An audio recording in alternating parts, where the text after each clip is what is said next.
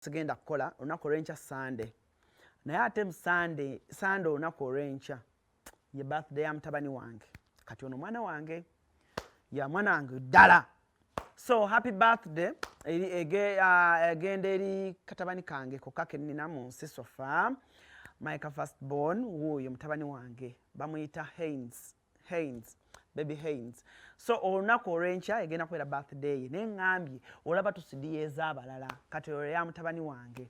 So olunaku olwaleero taata wo lwayimiridde ku TV n'agamba nti mutabani wange omulungi amazaalibwa amalungi baby Haynes mwagala nnyo ali mu kuweza emyaka 4 olunaku olw'enkya. So ali mu baby class kati next year tunoonya ate fees ekola ki. So bwe mbeema kuba oluseke bwe nzija ne kuba oluseke mba nkubirako n'olw'omwana si kuba lwange nzekka. Lawrence bw'akuba oluseke akubirako olw'omwana.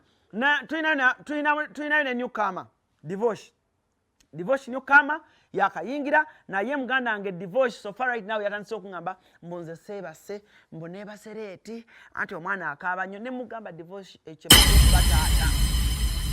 kyebayite okuba taata divorce taata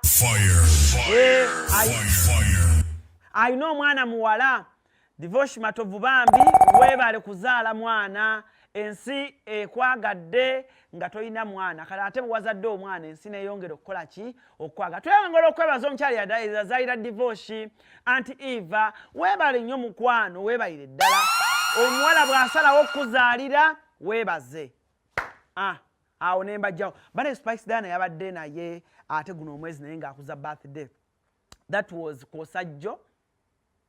Kosajjo munnange okwosa no yali ya Wednesday I think. So Wednesday Thursday still sure but this week.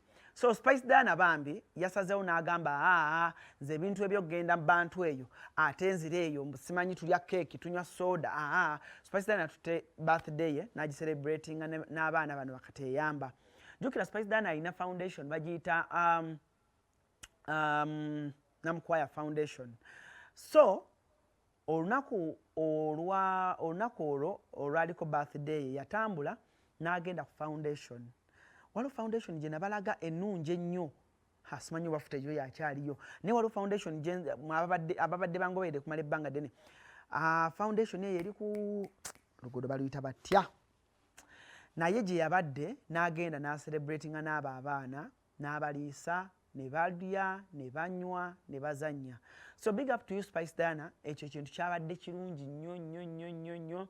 Big up to manager Roger. Omanye ebigambo bingi bize bitambula abayawukana ne manager abakola bwe bati awo yabadde atuyise mu maka ge era njagala okwebaza Hajat Kuruthum yazze n'ekirabo kya Diana abakyala ab'amaanyi mu ggwanga bakoledde Diana akabaga ako ate Diana yagabiddeko boda.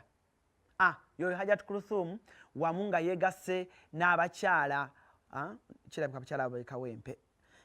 Jukira Diana abadde abeereddemu nnyo abakyala b'ekawempe. So beetisse ettooke eyeetisse enkoko eyeetisse ennaanaasi eyeetisse buli kimu awo nga Diana abaaniriza bonna nga bamugamba Diana osaanidde okuba n'amazaalibwa gano yogayoga munnange yogayoga. Diana nze bw'ombuuza nti yabadde aweza emyaka emeka nyinza okugamba nti muganda wange emyaka gyo mingiko naye sikola ki sinnagitegeera bulungi sigimanyi kyobadde olinze. So abaleese amatooke abaleese enkoko abaleese keeki abaleese emicungwa nga bw'obirabaawo ennaanaasi musajja wange Richard yabaddewo bulungi nnyo kwegamba ekintu kyabadde kitambulira ddala bulungi nga Diana olunaku oba oliawo bwe yali yalubala ekyabadde mu maka ge bayimbi bameka abaggulawo geeti abawagizi bammwe ne bayingirako mu maka gammwe abawagizi bammwe ne beeyagala. So bw'otunuulira ennyingira embeera abantu gye bayisiddwamu nga Diana bamusupurizinze abantu kuba abantu bagambye nedda Diana naffe katukuweeko olwaleero bwe yavudde eri mu baana oyo omwana bambi oyo omwana gwe yawadde piki oyo yamuwadde piki mpya. Jukira Diana n'ababooda bali bati okitegedde Gomasi nakikooyi kakati Diana yagambye omwana omu n'amugamba muganda wange toyina piki naye onjagadde nnyo ate buli lwempita ababooda ojja ne banno So Diana n'akwata piki mpya brand new n'agikwasa omwana ttu bw'atyo n'amugamba genda weeyagale. Awo nga tujjayo kaadi ne tugamba nti ffe tetujja kuwa anti ate kaadi tugisigaze. Omwana yabali takikkiriza n'agamba nti Spice, you're the girl of all seasons. Divorce mpaako katono nnyo wali nga Diana akwasa omwana number plate tuwulire ku ddoboozi katono nnyo then tweyongereyo.